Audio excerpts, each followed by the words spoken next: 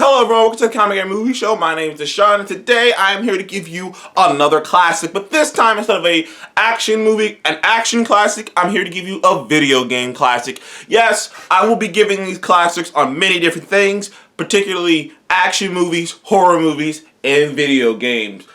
My first classic that I will address here today is Metal Gear Solid Snake Eater. It's Metal Gear Solid 3 Snake Eater. Now, I was debating either reviewing Metal Gear Solid 1 or 2, but 2 is an up and down game for me. There's things I like about 2. I don't know if I like it enough to review it. And 1, I actually never played the first one because it was on PlayStation. I didn't have a PlayStation, and it's even right now I haven't even played one. So the 1, I know about 1 because it's talked about in 2 and 3. And I've looked up so many videos enough, and I've looked at playthroughs, so I know about it enough, but I never actually played through it myself. But Metal Gear Solid 3 is a game that really changed things for me, and it's a game that really changed things for me in a way that before Metal Gear Solid 3, I only thought about video games in terms of the fun, in terms of the actual, like, what's the word I'm looking for? In terms of just characters and the gameplay. Characters and the gameplay, and that was about it. That's all I cared about. Metal Gear Solid 3 was the first game that I played where I was starting to become a little bit old, when I was getting older, and I started to actually understand certain concepts. So I was about like 12 years old, or I had to be like 12 years old when I played that game. Maybe a little older, but yeah, Metal Gear Solid 3 was definitely a game that was elevated. First of all, Metal Gear Solid 3 takes place during the Cold War. It's about, and you play as Snake. I believe you play as either Naked Snake or Solid Snake. It's not the Metal Gear Solid franchise is a very complicated thing, and you play as Big Snake, Big Boss, really Big Boss before he became Big Boss. And this is kind of the story of how the Big Boss of the first Metal Gear Solid game, the Big Boss that becomes an antagonist to you throughout the series, became the Big Boss. He was once just Snake. He was once just regular old Snake, you know, and he was a good soldier. He did the right things. He trained with his mentor, the original Big Boss, who was a woman. And it's a prototype mission, just like any other mission. You're doing this job. You just like the first thing. It's just a normal job. You're going in to infiltrate to see what's going on, and you find out that the fucking Russians, I think it was the Russians or whatever. There's this lightning bolt guy who's got metal gear, and the Metal Gear can shoot.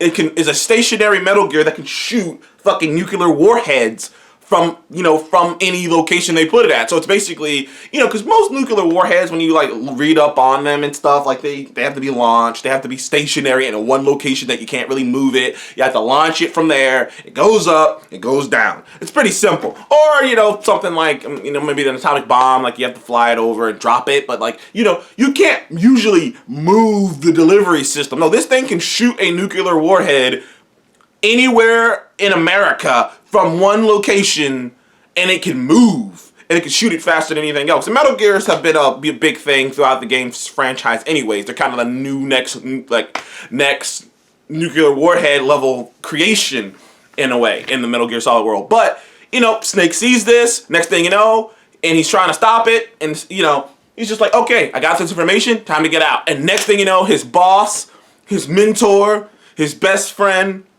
the woman who taught him everything he knows, the big boss, beats the shit out of him, beats the shit out of you, breaks a couple of your ribs, and chucks your ass off of a fucking bridge, down a fucking river, and you go like down a river. And that is just the intro of Metal Gear Solid Snake Eater. Betrayal. It's so dramatic. Metal Gear Solid Snake Eater is one of the greatest games of all time. It does not get talked enough in the pantheon of great games of all time. I mean, the intro song. It had a James Bond level intro song. You had some like super like James Bond shit going, Snake Eater. I was like, what the fuck? Like literally, it's a whole like little intro. Snake Eater. Like it's a whole thing, dude. It's pretty crazy, man. Like, there's a love interest. Like Snake Eater is part Rambo, part James Bond in terms of the theatricality of it. It is very theatrical. It was one of the first games that I remember having so many cutscenes. But to me, Snake Eater will go down as the first game that actually made me cry. It's the only game, it's, to this day, it's one of the only games that actually made me cry, like legitimately cry because of the ending. And it's because it's a complicated game in terms of its actual story. I mean, by the time you get to the end of this game, you find out that your mentor, your boss, is not only... Your mentor, your boss, loves her country so much that she was willing to become a traitor to prevent a third world war, because that's what the Cold War was all about. It was like, you know, just kind of feeling of Russia and America looking at each other, like pointing guns at each other, like, you click it, no, you click it, no, you click it. And whatever was happening around here was going to make it happen, and basically was going to set the fuse and make this war happen. And basically, Snake's mentor, Big Boss, the government, U.S. government realized the only way we can prevent a third world war is to create someone to take the fall, is to create an outside group to be there so that we can team up against them, so that we have a common enemy, so that way we can smooth over the stuff and there won't be a third world war.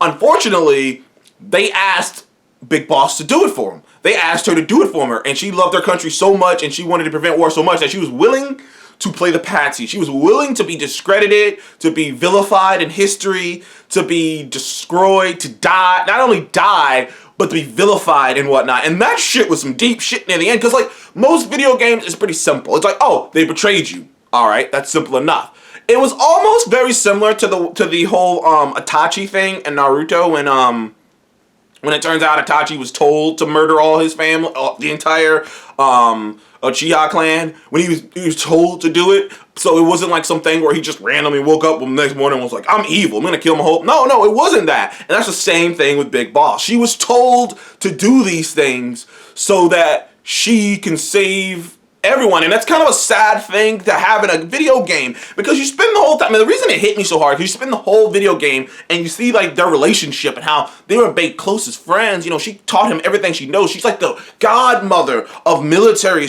strategies, and she's got these friends with her who are like called like fear and pain, and these groups of emotions. Joy, she was joy, and like these people who go into battle with all these different emotions. And you know what, I'm gonna get off the story because I love the story, and it's a very complex story, and it's a very emotional story, and the story leads to Big Boss just saying, fuck the government, fuck this, I'm not dying like this, I'm not just doing whatever the government wants me to do, I'm out of here. And it asks that obvious question of a soldier of what are you willing to do for your country, and how far are you willing to go for your country? Are you willing? It's one thing to be willing to die for your country. It's another thing to be willing to be vilified for your country. Are you willing to become a martyr for your country? Are you willing to know very good and well that every single person on this planet, except for a few who know what it really happens, are going to vilify you, are going to say you're an awful human being, they're going to rip down your mantles, they're going to, like, are you willing to make that sacrifice? And she was willing to make that sacrifice.